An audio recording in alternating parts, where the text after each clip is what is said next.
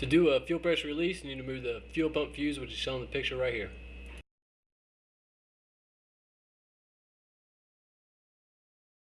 After you have removed the fuel pump fuse, you want to start the engine over until it stalls.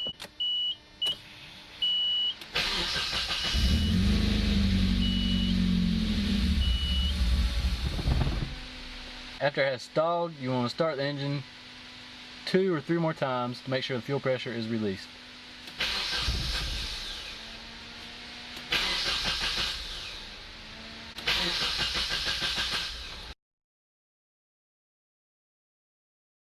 Remove all your spark plugs and wires. You want to pull up on it and put some needleless pliers in there and pull up on it so you don't tear up your spark plug wire. And after you have removed that, you will remove all your spark plugs on all 4. You need to remove the distributor plug shown in this picture right here. Have removed your spark plugs and wires, you want to start on number 1 cylinder and you will insert your compression tester into the number 1 cylinder. And after you have installed your compression tester, you'll have a helper inside the car pressing the gas all the way to the floor while they start the engine, and you count 1 1000, 2 1000, 3 1000, 4 1000, 5 1000.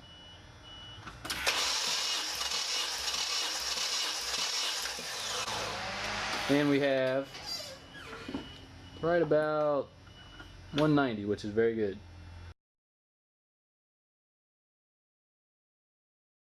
When you get done with the compression test, do another fuel pressure release.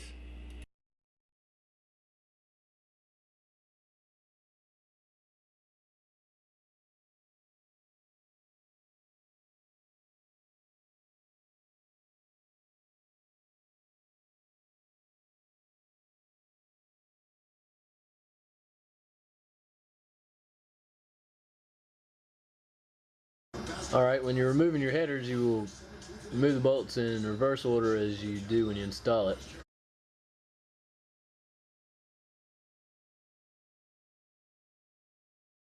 To remove your headers completely, you need to disconnect it from the cat shown in the blue lines there. Alright, you have your EGR tube where it hooks to your header. This thing's a pain in the butt to get out. It's 24mm, but you'll probably have to use some channel locks or something to get it off. And it pretty much gets ate up because it gets rusted in there. So good luck with that one. These are the aftermarket headers that come on my car. It's just one piece, downpipe included. If you have the stock ones, you'll have your exhaust manifold, which will have another piece going to a downpipe, and then so you'll have 2 there, and you also have like heat shields to remove and things like that. This is where you can't get a ratchet in there or anything, like the headers and back where the propeller shaft meets the differential. I just put a opening wrench in this metal pipe I have here. I think I cut it off an old fence post or something like that. Works real good for leverage, break bolts loose and things like that, and tighten them down real good.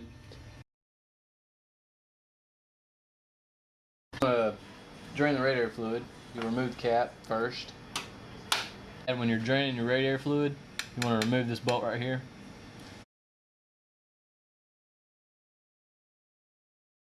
And next you want to remove this drain bolt right here. It's a 14mm. You want to take it off, but you want to have probably cut the top off a 3-liter Pepsi bottle or something. Probably have 2 of them, because it's going to drain a lot of fluid out right there. But you have to remove your headers first, of course.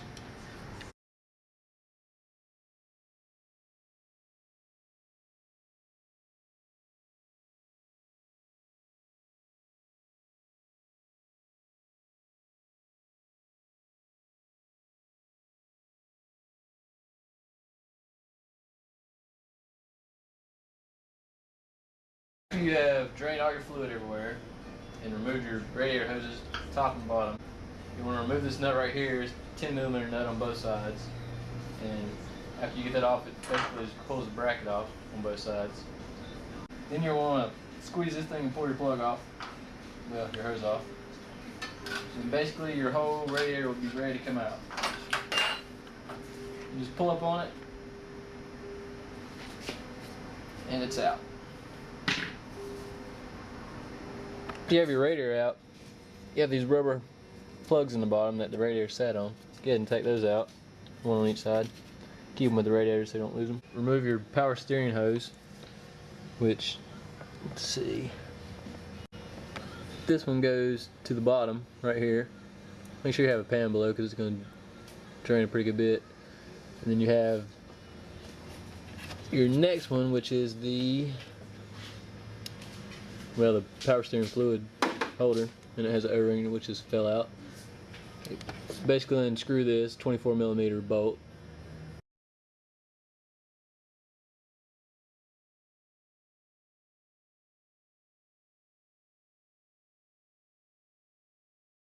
And next, I went ahead and removed the starter motor, which is right there. It had 2 bolts, one on top, one on top, one on bottom.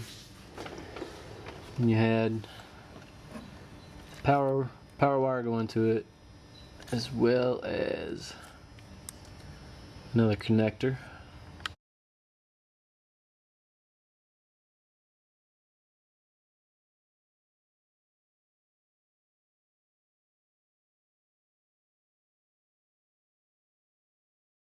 Then under here by the oil filter, you have the oil cylinder unit. You have to disconnect that from the harness. Then you have your alternator. You need to disconnect your ground. Your connector it's right there. You need to disconnect from there. And then right above that you have the power wire. You need to unbolt that and disconnect that as well.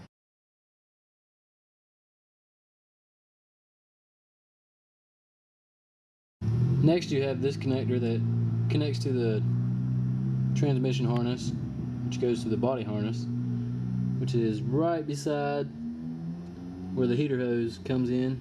You see the 2 heater hoses coming in right there. It disconnects right there. You have removed your battery. You have your negative side and your positive side. These 2 pieces come out back side, the red plastic. Make sure you label the left and right side so you remember which side it goes in. And the rest of the negative runs back over to here, all the way over to the ground on the manifold. And on the harness, you have the clip here. You need to release this clip so the whole harness will come off. And on the front side of the engine, you have 2. You have one right here and one right here. You have these 2 here, you need to disconnect. You have these 2 here, you need to disconnect. This brown right here is your TPS, your throttle position sensor switch. When you're doing your timing, this is the one you need to remove. Of course, you got to remove all your radiator hoses and everything. And this little hose right here might be removed. I have all my turbo stuff on already because my video didn't turn out well before. On the wiring harness, you have one here right beside it. You have another one right beside it. And you have your ones up top. It's your 4 injector harnesses. You have this one here. You have another one right here. I believe that was it on that. You have your 2 connectors on your distributor, top one and the bottom one. Then your mass airflow sensor has 2. You got one there and one there.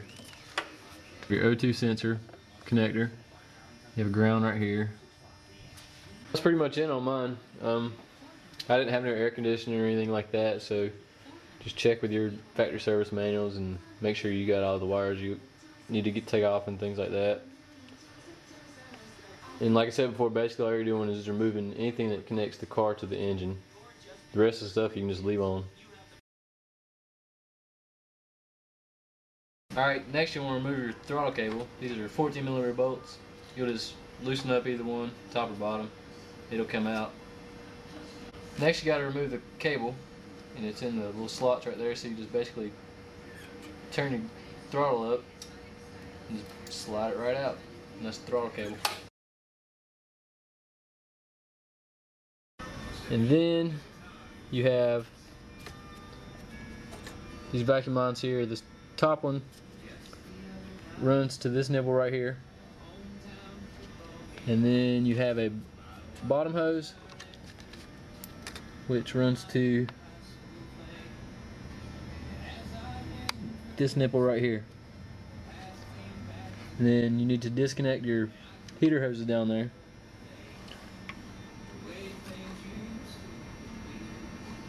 On the fuel lines, you have these two here.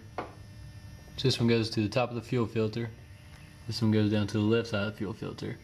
And the hose coming up on the right side of the fuel filter goes to this canister right here. Next you want to remove this clamp right here and remove this hose for your brake booster vacuum line.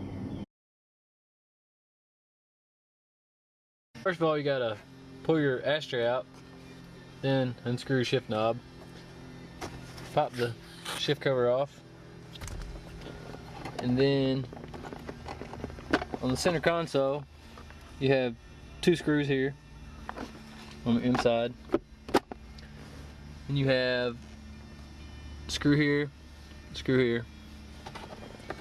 Whole thing just pops right up.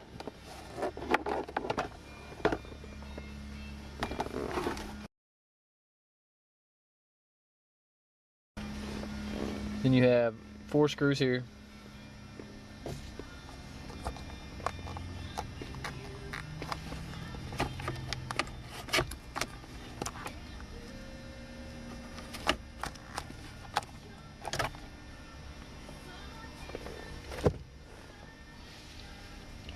You have a screw here, screw here, a screw here, screw here, and then 2 more that you gotta get into underneath the bottom of it.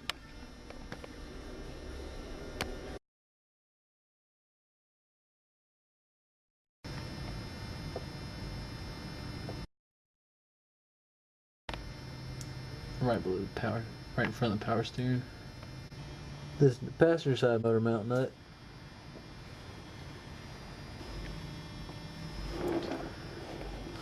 And these are the power steering lines that you do not want to damage when you pull the engine out. Then you have your clutch operating cylinder.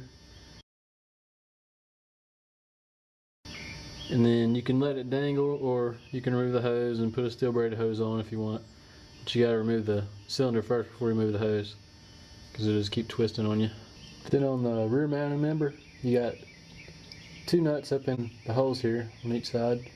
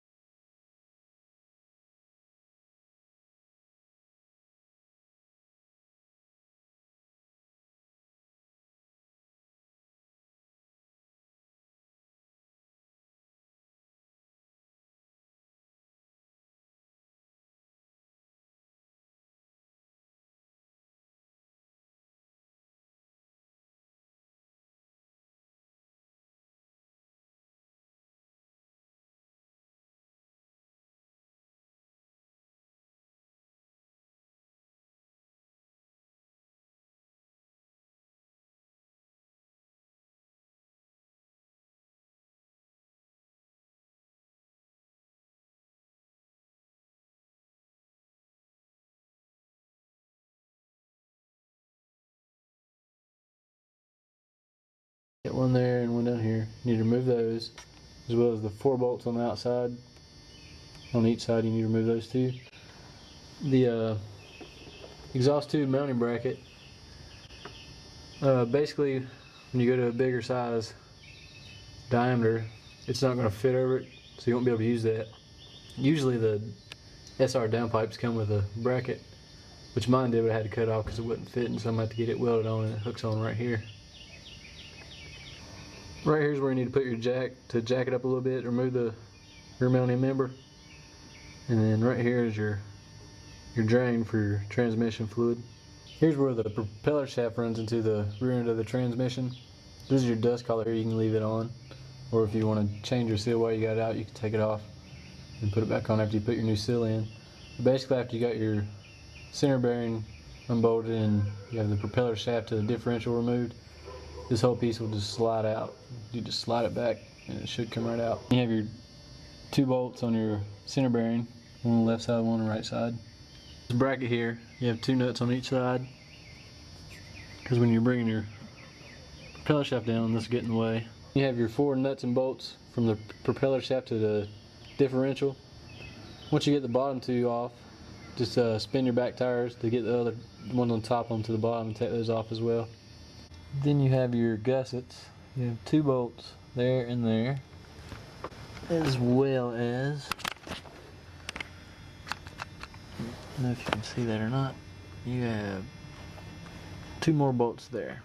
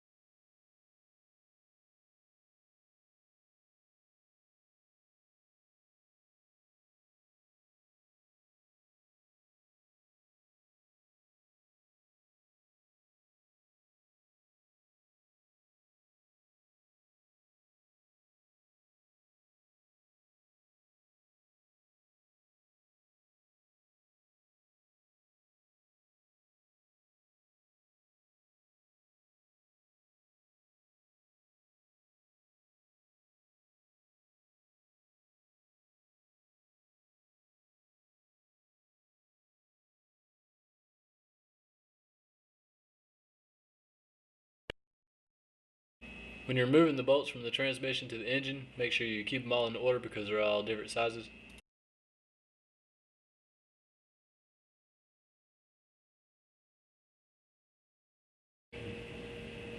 You need to remove your gussets before you remove the transmission from the engine.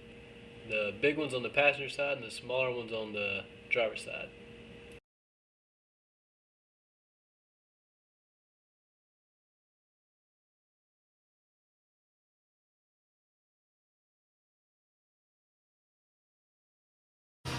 When you're removing the transmission from the engine, just grab it from the back and wiggle it up and down until it breaks.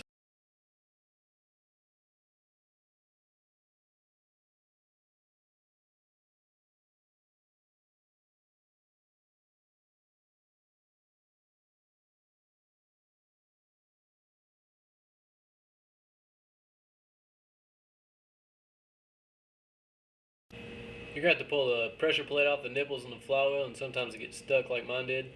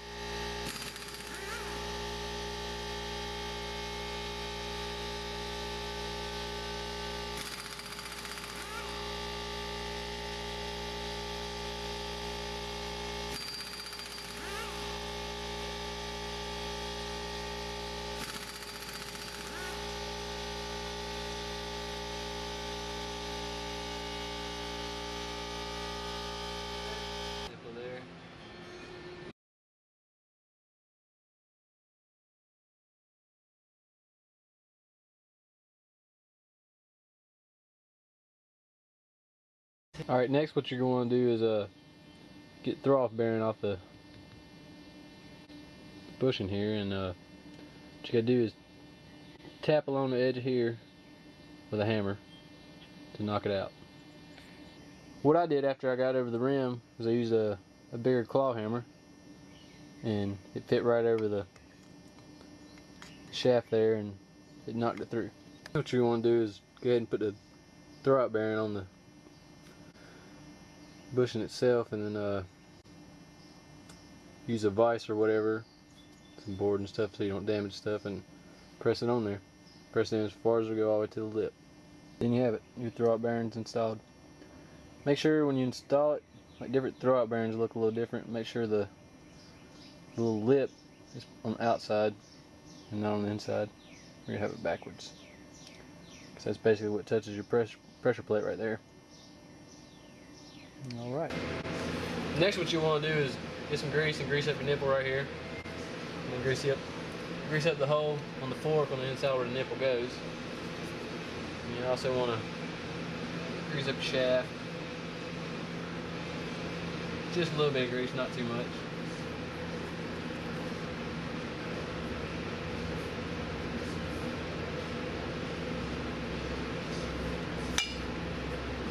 You grease up the ends of your fork.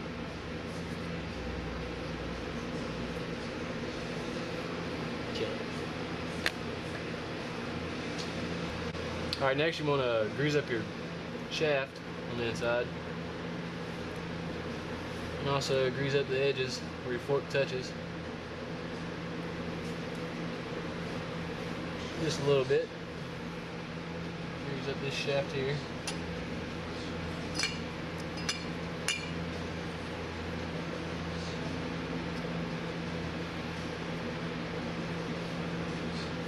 And you also want to grease up the outside part of your fork on the outside of the transmission, a little hole where your spring goes. Well, not your spring, but your master cylinder. Alright, next you want to put your throwout bearing on.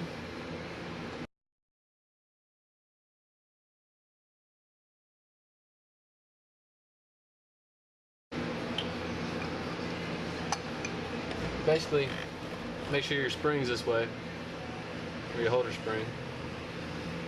The holder spring holds the release sleeve to the fork. The fork goes in between the holder spring and the release sleeve.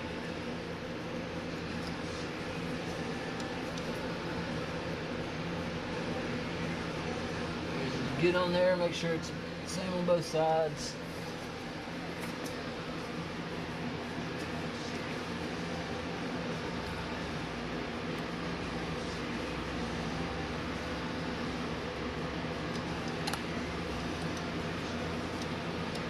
Alright, once you got your throwout bearing on your release sleeve, make sure your spring's in there that way. Your release sleeve is straight and flush with the fork on both sides. And make sure it moves freely.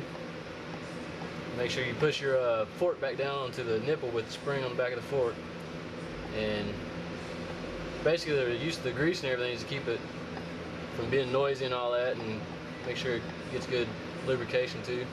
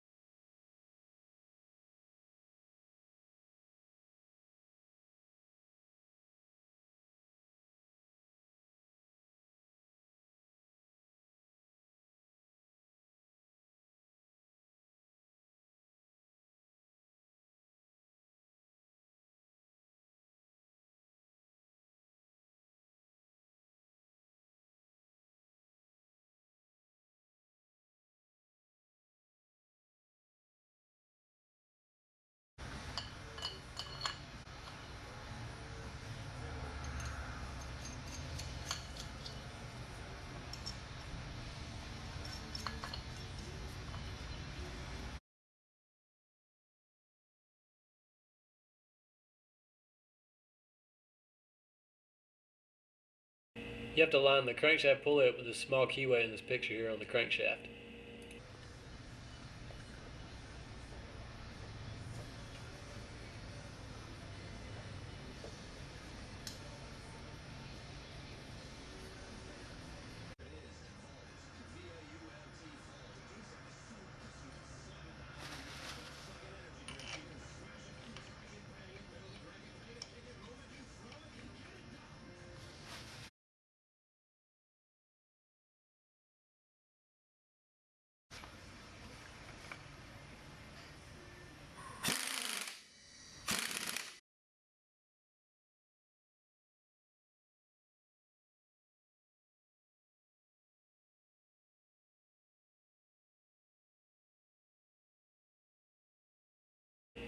You don't need to put any liquid gasket on the bottom of the plate because when you go to install your oil pan, it'll have liquid gasket on it and it gets it from there.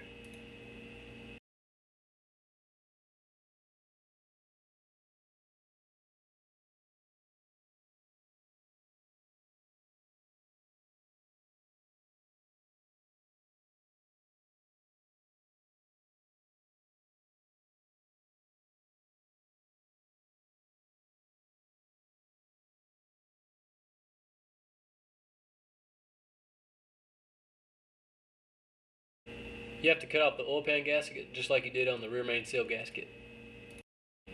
When you go to drill your oil bunch into your oil pan, you need to drill up as high as possible because if you don't, it'll cause a backup, and basically where mine's placed, I can keep the air conditioning.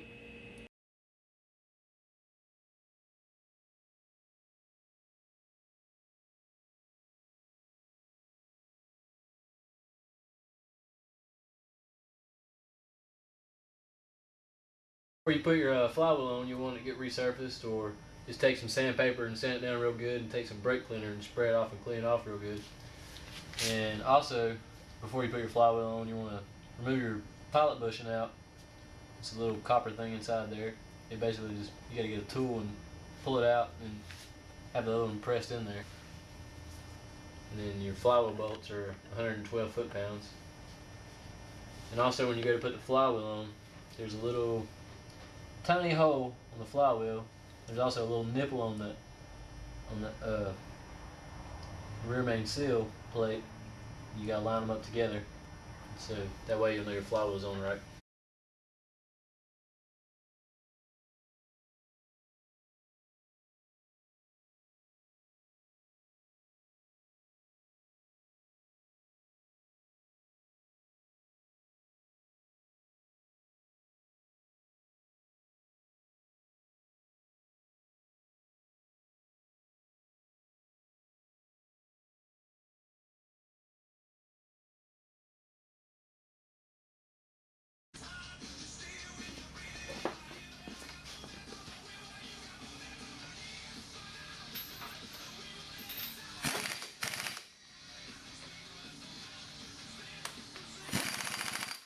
Take you some lithium-based grease, put it inside the clutch disc. Too much, just put just a little bit. Too much grease will start oozing out everywhere and cause your clutch to slip. Next, you want to put some grease on your clutch alignment tool. Next, you want to put your alignment tool in your clutch disc.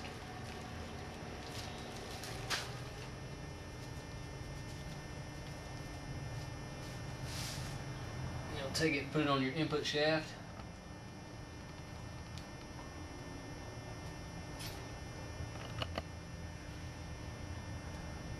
Give it a couple turns, make sure it's in there. Next, what you want to do is put your pressure plate on. You have these three nipples on the flywheel.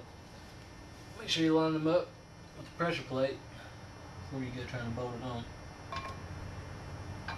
They'll only go in one way, so just move it around till you find the right spot. Alright, basically when you put it on, you go to tighten up your pressure plate. You have to do it in order. It doesn't matter which way it is, which way it's turned, if it's top dead center or not or whatever. Just start with, say this one. You'll go 1, you'll skip 1 to number 2, you'll skip another to number 3, and you'll skip over 2 to 4, and you'll skip 1 to 5, and you'll skip one more, 6. You tighten them in that sequence, and then when you go to torque it down, the first one is 7 to 14 foot-pounds. I usually go with 14, the highest number, and then after you do that on all of them in that sequence, you'll go back again, and you'll torque them down to 16 to 22 pounds, which, like I say, I like to go with 22 on that. That'll be your final torque, is 22 foot-pounds.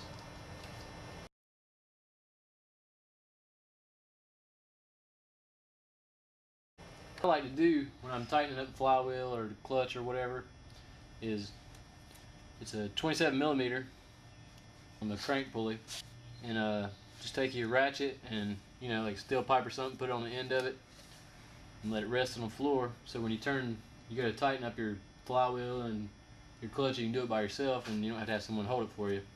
You'll just hold it off the floor. Basically, that's what I like to do that.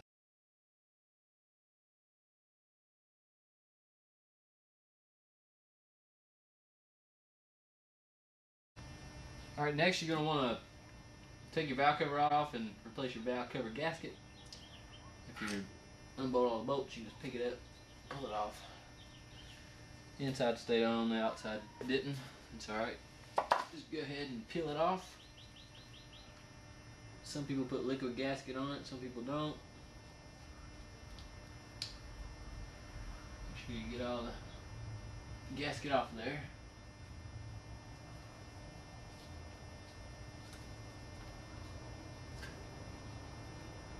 Alright.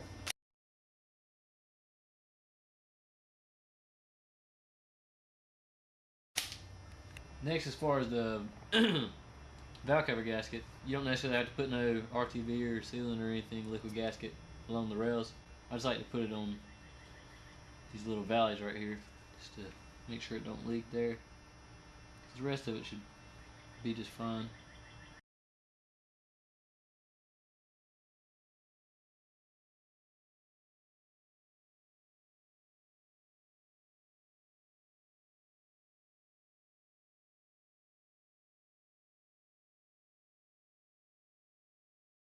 Next, you want to put on your valve cover gasket on the spark plug holes. Just press down in there. You don't really need no liquid gasket in there neither.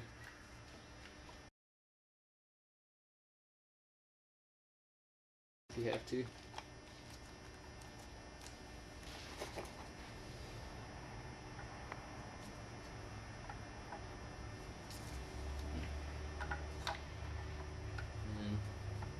Gasket just goes down in these little channels right here, which is another reason it'll usually seal real good.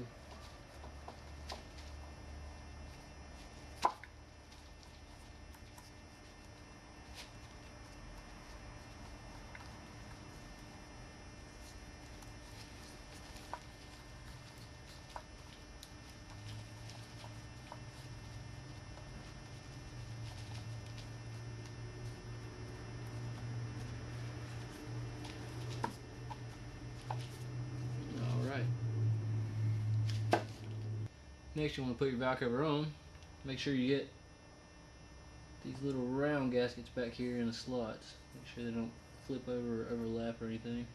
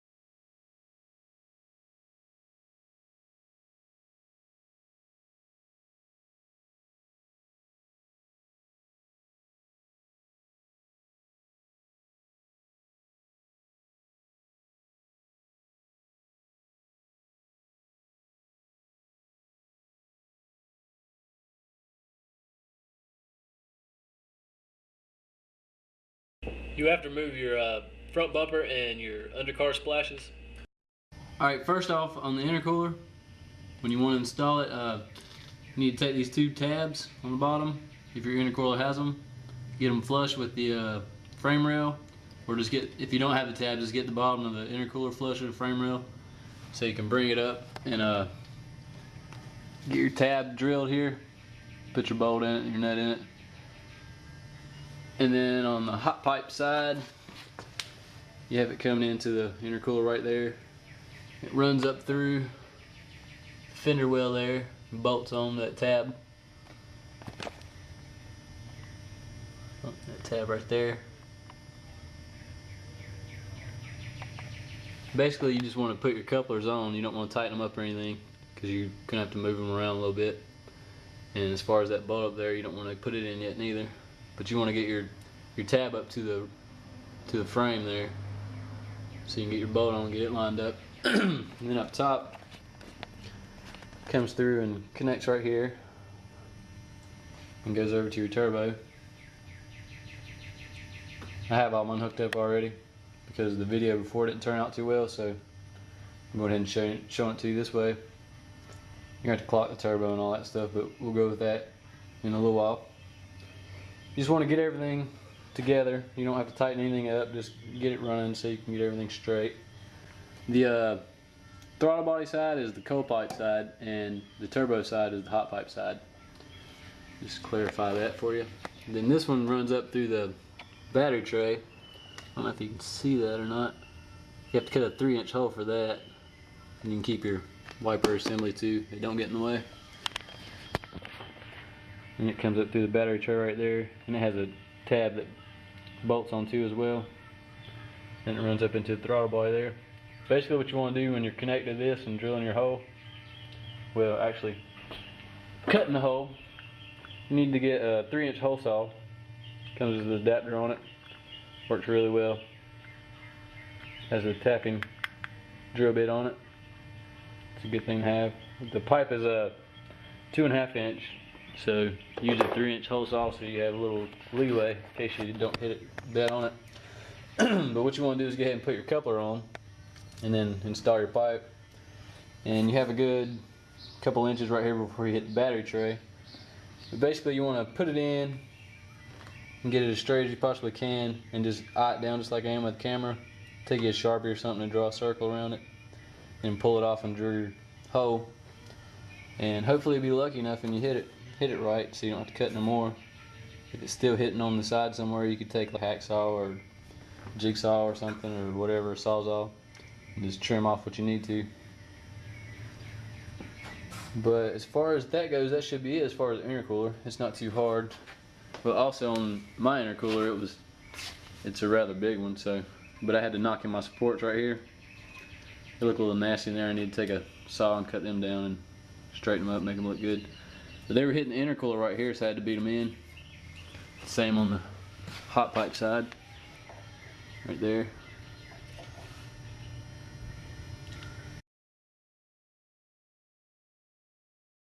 And as far as the EGR tube, I just used a plug that I got from JJS. It just basically screws on there and plugs up, rather than removing all the EGR stuff.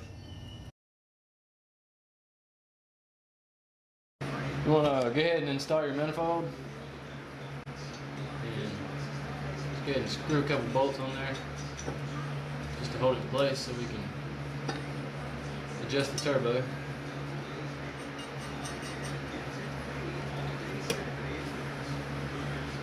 Go ahead and tighten those two down. You want to go ahead and install the screws that come with the kit. Just screw them in, put your finger on the back of the hole until you can feel it coming out the back. It's about flush.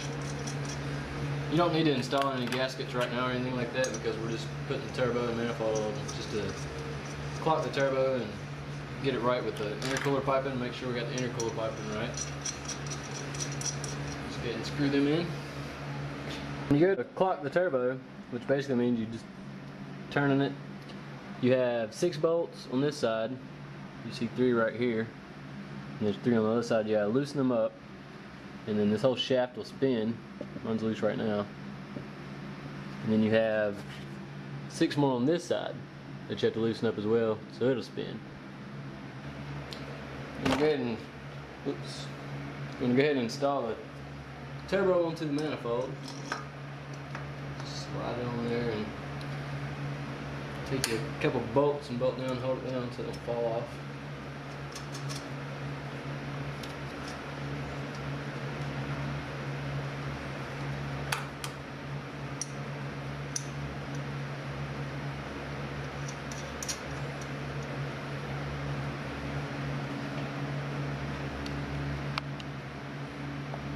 Now, when it comes from the factory or whatever, the turbo is usually pointing downward. I've already clocked it once. I've just got to get my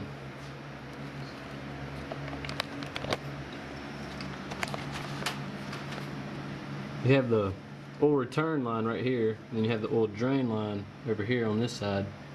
You want the drain line pointing straight down, and you want this one pointing straight up with the 90-degree fitting pointing this way so you can go up under the engine to the oil pressure sender. So we got to clock it and turn that up.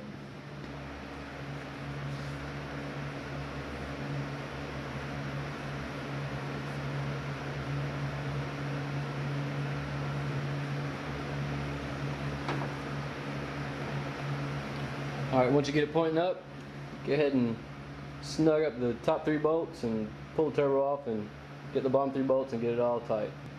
Now that you got that side clocked, tightened up, go ahead and do the other side. Go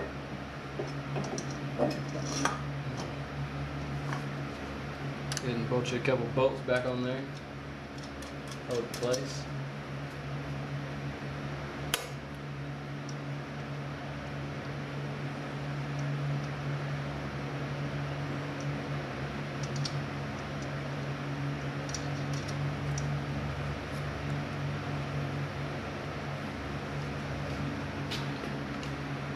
Okay.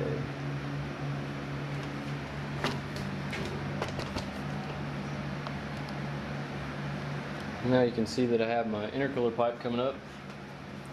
Just want to go ahead and clock this one. It's just right on it. Intercooler pipe's not bolted down, so it's a little movable. Get it about flush, about right there. Go ahead and tighten down a couple bolts so it don't move when you go to move it.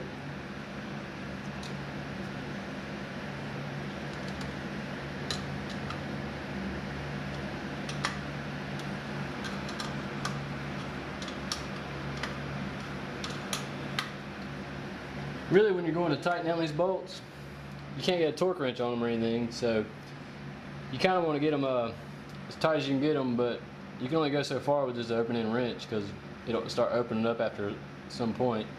So just get them about as tight as you get it without ruining threads on them. You should be good. Alright, first of all, you want to put your metal gasket on the manifold. Then you want to put your float on there. And then install it onto the manifold, the wastegate on the manifold.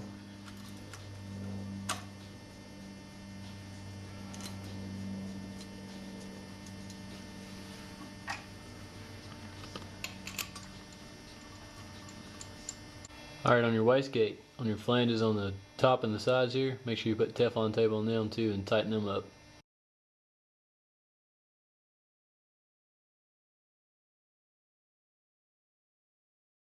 All your manifold gaskets, I'm using the Vector gaskets, they work pretty good.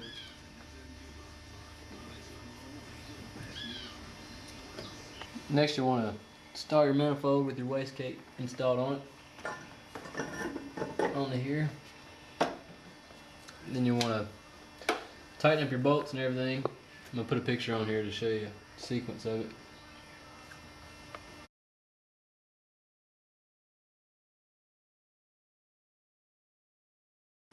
Put the wastegate dump tube on. Use your gasket and your dump tube. And hook it to the back of the wastegate. It's got threads in it. Go ahead and just thread a bolt through there.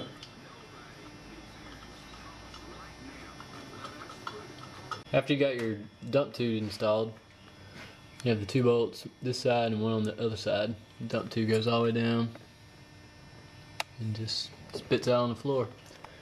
This nipple right here will go to the front of your turbo. I'll explain that later. And then there's another nipple on the bottom. Will go to your boost controller. I'll explain that later as well. Alright, next what you're going to want to do is put on your oil drain line fitting. You're going to take the gasket that's supplied, put it on there, and then take your fitting, or your plate, which holds your fitting, and you want to bolt that down. Now after you got that bolted down, you're going to want to take your fitting, put some Teflon tape around threads, and go ahead and thread it in. After you have your fitting installed with the Teflon tape and you got it tightened down, you should be good and ready to go to put it on.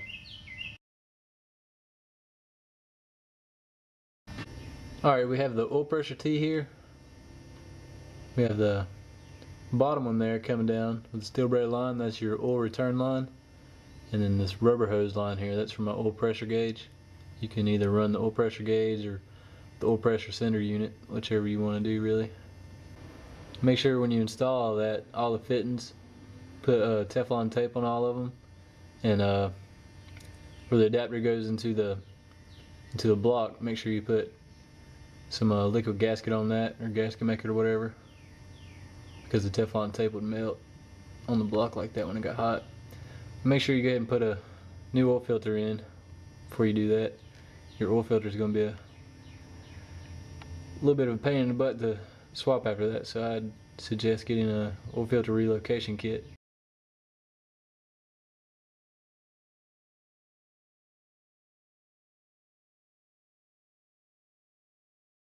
Next, you want to pour your plug off your oil pan and pour your oil sponge on. Put some Teflon tape on the thread of it and thread it in. Just get it pretty snug. You ain't got to tighten it all the way down. Just get it where it won't leak. It should be good. You got your hose hooked on. You hook it onto the oil pan there with the fitting. Tighten it down. And then it'll come up to the bottom of the turbo. To install a turbo, so go ahead and take your metal gasket and put it on.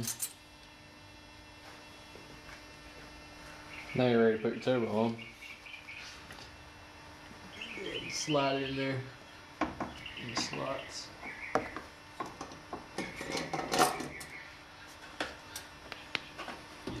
You can thread your couple bolts on there. Hold it in place.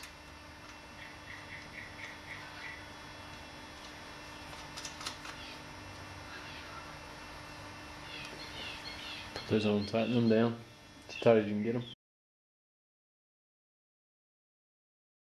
Alright, next after you got your turbo mounted and bolted down as tight as you can get it, go ahead and hook your hot pipe up.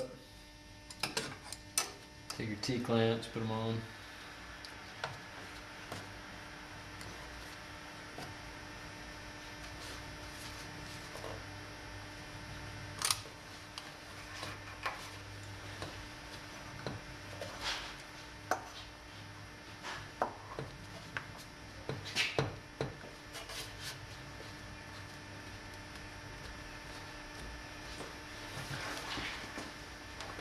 These things can be a little bit of a pain to get on.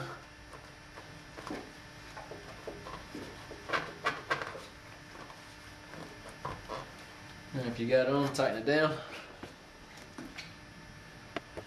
After you got your intercooler pipe hooked up and everything, go down below and hook your drain hose up. Alright, now you got your drain hose hooked up at the oil pan.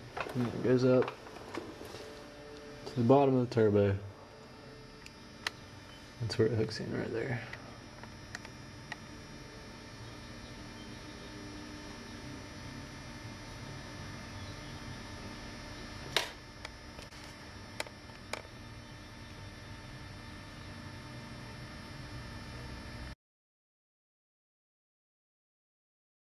Then you have your oil return line for the turbo. It's a steel braid line. Mine basically runs down underneath the engine and comes back up into my oil pressure port where I have a T running off that too, and I also have my oil gauge running off of it. I did away with the oil pressure cylinder unit because you don't really need it anymore. It just basically detects low oil pressure. That's what you got the oil pressure gauge for, so you don't need it anymore. The oil light might come on and stay on. It depends. Some people's do, some people's don't. We want to go ahead and wrap our downpipe. You want to take some high-tip stove and gasket cement. Go ahead and take your downpipe and squirt a little bit on it. That's pretty runny. You just want to go around the edge here so you can install your wrap on there.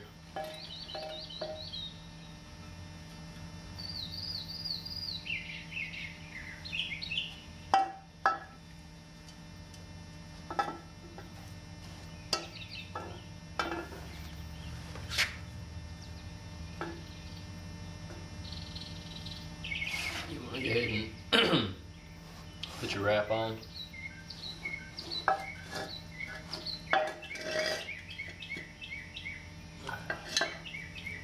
Get on there as tight as you can and just let it sit there and adhere to the cement.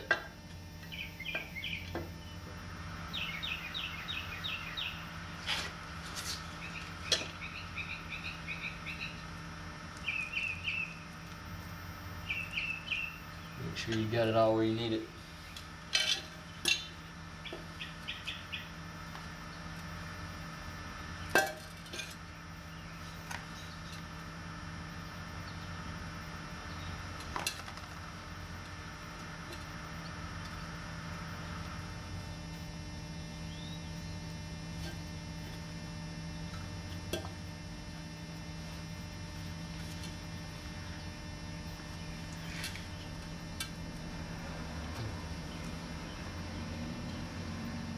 You want to hold on there till the cement starts to dry out, and you'll be ready to wrap the rest of it. Really what you wanted to do was just put the gasket sealer stuff on the edges and wrap the whole thing, because I mean once it starts getting hot it's going to melt onto here anyways, but this just holds it on here for now until you get it on the car and get it heated up. Just make sure you get a good wrap all the way around, don't leave no creases and things. I got a crease right here I'm going to have to fix. You don't want no heat to escape out of there. That's the whole purpose of it. You got your downpipe heat wrap on and all the gaskets sealed up on and everything on top and the bottom. Take the same gasket maker you just put on there, the high temp stuff, put it around the downpipe on the inside of the bolts just like you do any other kind of gasket maker. And then thread all your bolts on and then push it up against the turbo and seal it up and tighten all your bolts down. And let it sit for a good while until it's set up. As far as your heat wrap on your downpipe, I'd go ahead and just install the clamps on it rather than putting the gasket on it. The gasket helps to install it on there and hold it in place while you're wrapping it. But after you get done with that, just go ahead and put your clamps on the top and on the bottom too. It'll hold it on there better.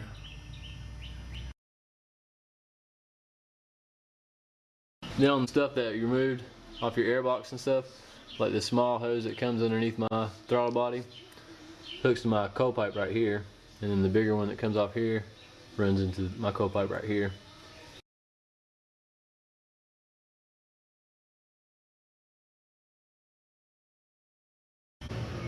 As far as the vacuum block goes, all you have to do is take your existing brake booster line, and just cut it. Leave one end on this side and the other end, and just run your vacuum block in. It comes with all the fittings and everything. Just use Teflon tape on all of them. And it runs 4 ports. I'm just using 2 at the time, so you need 2 plugs if you're not, how many plugs you need that you're not running. And the brake booster line had a clamp holding it down, and it bolted down right here. I just pretty much removed it because it pulls it out a little too far. But all it does is keep it from moving, and I mean it don't move really hardly much at all because you got the hard line running here, so you really didn't even need that.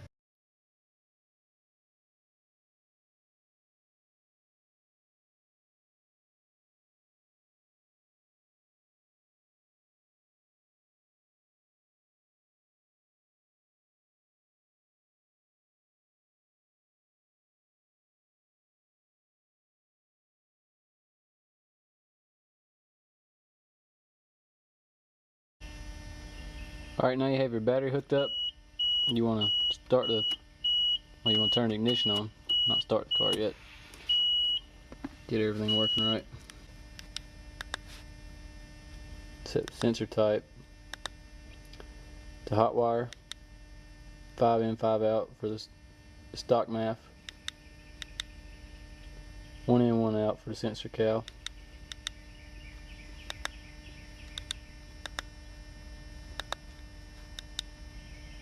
Car select, 4-cylinder with the arrow pointing that way on the throttle. Setting the low throttle. We're using the 480cc injectors, which I'll show you how to calculate that. We want to set everything at negative 44%,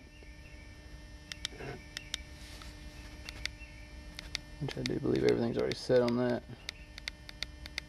Yeah. Alright, then we'll go to our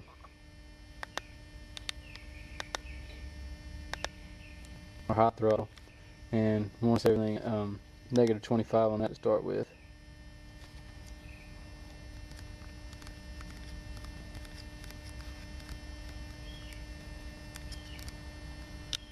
This is just a starting point. It's going to be pretty rich to start off with, but you definitely want to start off rich rather than lean. So it won't take but about one time to run it lean, and that motor will be history. Alright, we're good to go on that.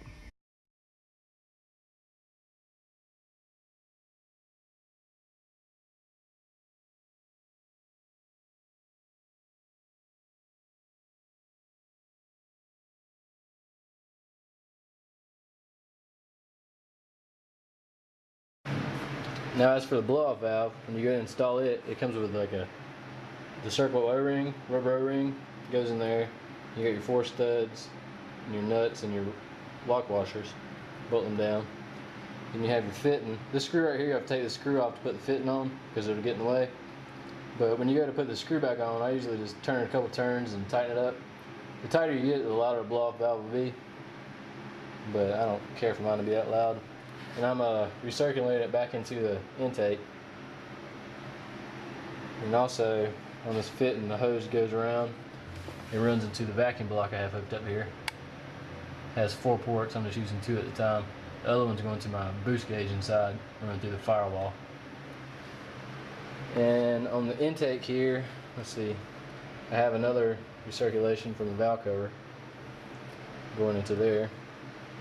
And we have to run a mushroom filter on this, like a HKS or a Grady type, because it's such a small space, but that's fine too. It'll still probably bend the filter a little bit, but it'll be alright.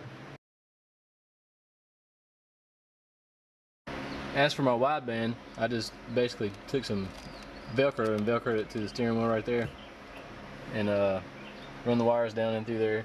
I have my power of where my AC used to be in the fuse box. That's where I run my power from, because I don't have AC anymore. Just run the wires up the door there through the fender. You can clean up a little bit better than that, but mine's just temporary for the moment. And then run it back through here, across the brake booster, and down to my O2 bunge right there. And then for my negative, I just run a wire over to my battery, on the negative side of my battery.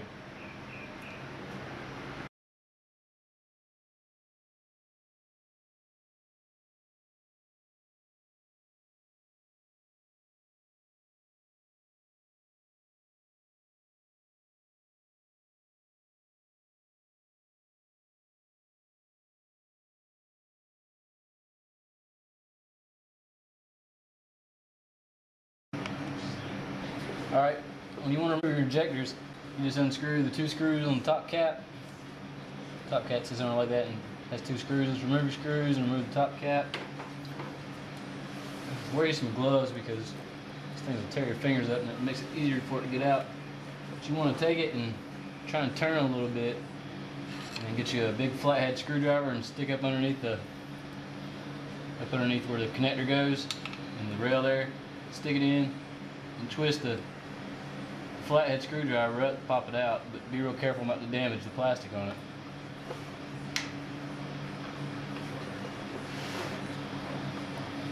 gonna be hard for you to see this while I'm doing it. Try my best. Especially ones that's been there for a long time. It'd be real hard to move.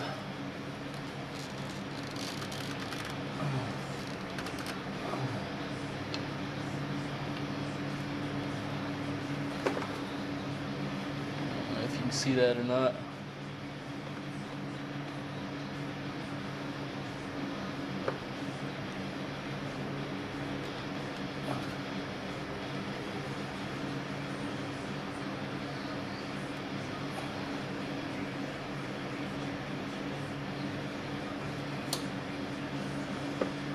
There we have it, popped out.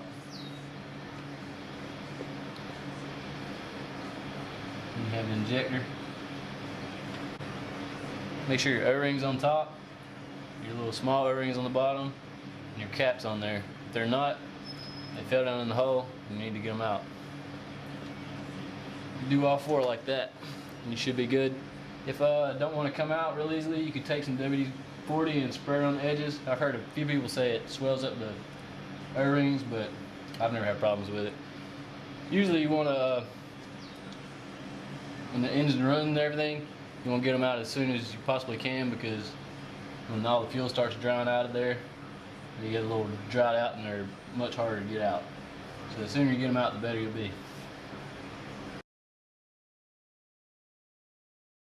Alright, what you want to do when you go put your new injectors in is take some motor oil, go around both the seals so it'll slide in good, and you basically just take it, put it back in,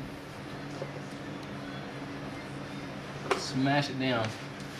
When you get down far enough, you press it down, you'll hear a popping noise. That means it's in. Just like that. Do all four like that, and hook your, put your tops back on, screw them down as tight as you can get them, and hook your wiring back up. You're good to go. We're using 480cc injectors from Works, which I think we'll be good on that, because we're not going to be pushing a whole lot of horsepower, but we'll be pushing a good amount. First thing I do is remove all four bolts right there on the plate. Well, first of all, you gotta lower your back seat and pull the carpet out around the back. It basically has two plugs. In the carpet, you just pull those plugs out. Look like this. You just basically pull them out and pull the carpet up. After we got the door up, we gotta remove these two connectors and remove all three of these hoses. Before you do everything, make sure you do a fuel pressure release again, if you haven't already, so you don't have so much fuel in here pouring out everywhere. Next, we've got the wires unplugged. We got the hose crimper off and the screw crimpers off the fuel lines. Next, we got to pull the hoses off. It's kind of a pain to get them off. You just kind of want to grab them with a little bit of some pliers and wiggle them back and forth a little bit while you're pulling back on them, but not too hard. You don't want to break these. They are just plastic. Basically, I take a little tiny screwdriver and just pry on the edge of it, break it off, because it's been stuck on there a while. Break it off a little bit without damaging anything, and while pulling on the hose itself, it should slide right out. And have a bunch of rags ready for fuel spillage if you have any. After you got all your hoses removed and everything, you want to take a flathead screwdriver and a hammer and knock this counterclockwise to loosen it. Then when you get loosened up, you just loosen off with your hands. You'll be able to pull the plate off. You got the top cap pulled off. You can pull the whole unit out. This O-ring might come off, but it floats, so you'll be able to get it out. You basically got your wire here, and your hose over here. It all goes deep down in there to your fuel pump. Let's see if I can get a light down there so you can see. I'm sure it's pretty hard, but you can see the fuel pump is towards the back seat rather than the trunk side. It's towards the back seat, and it's on the wall of the back seat actually. And this is why you need to get rid of most of your fuel, so you ain't got to stick your hand down on all that fuel. But I think we'll be alright on this one. Alright, we got it off. This hose right here was connected to the top of the fuel pump, and the rubber grommet was in the bottom, which held onto the bottom. And you have your existing sock. If you run the S14, which I am, you're going to want to reuse this sock and clean it out or whatever, get you a new one, something like that. Then basically now we're just going to replace the fuel pump and do the wiring and all the good stuff. We got the pump out of the car. Fuel sock connects on the bottom right here. Pull it off, you have to remove a little pin right there, which is connected to this nipple right here, which on the sock is a little plastic rubber thing right there on the edge, holds it on, and then it just pops off pretty much. Then on top we've got the negative and the positive side. It's marked on the cap as well as on the new fuel pump too. So you got to remove these and cut them off and connect them to the new wires on the pump. And then when you get done with that, we got to take the new hose, cut it down to size, and then get ready to put it back in. Old sock on the new pump, you got to take the little piece of metal, crimps it down on the nipple there so it holds it in place. And then also we got the wires wired up, positive, positive, negative, negative. I marked mine with a black line because the white line on the old one was pretty much gone from being in fuel so long. And that should be it. Should be ready to drop in. Well, you gotta put it on the bracket and then drop it in, of course.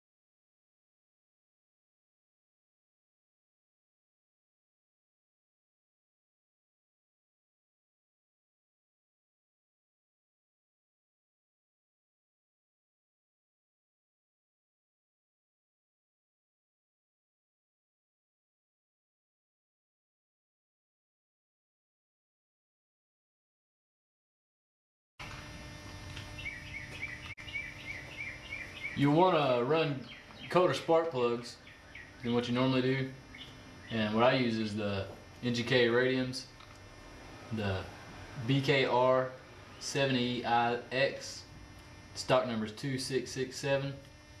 You could really use Denzos or anything you want, really. Just make sure you get like a step colder down, pretty much. You should be good with those. Alright, we're using the Grady Profect Type S boost controller.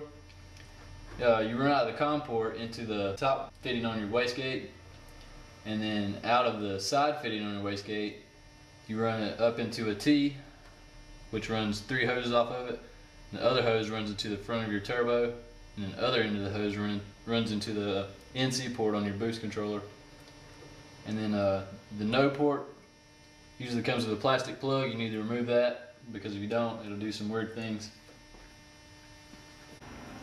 Then as far as the boost gauge goes, I'll have a picture to show you where the fuel regulator is. But your fuel regulator line comes down right here, which connects to a hard line that goes to the block right there. But you just connect the T, you cut that line and connect the T in there, and then run another hose in through the firewall into the back of your main unit.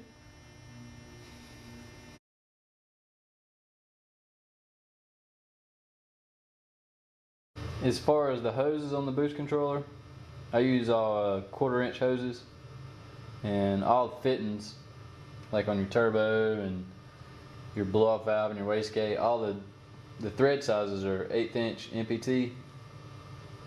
But for different hose sizes, you'll need different barbs, of course. Like the blow-off valves use a 3/16 barb. The turbo uses a 1/4" barb. The boost controller uses the 1/4" barb. On the wastegate's a 3/16 barb.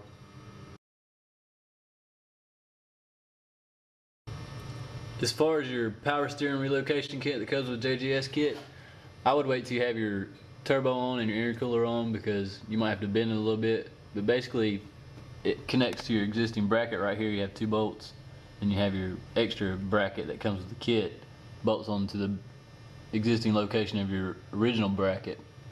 And after you have that on, you have another bracket right under there that you need to drill a hole for. I don't have mine on yet, but basically all I had to do, I had it on and it was still hitting the turbo right back here where the brackets hit. So after I had it on, I just had to bend that back a little bit, and I was good to go on that. So it's not too difficult. You don't have to do no different hoses or lines or anything like that. Just leave everything the way it is and put the extra bracket on and bend it back a little bit.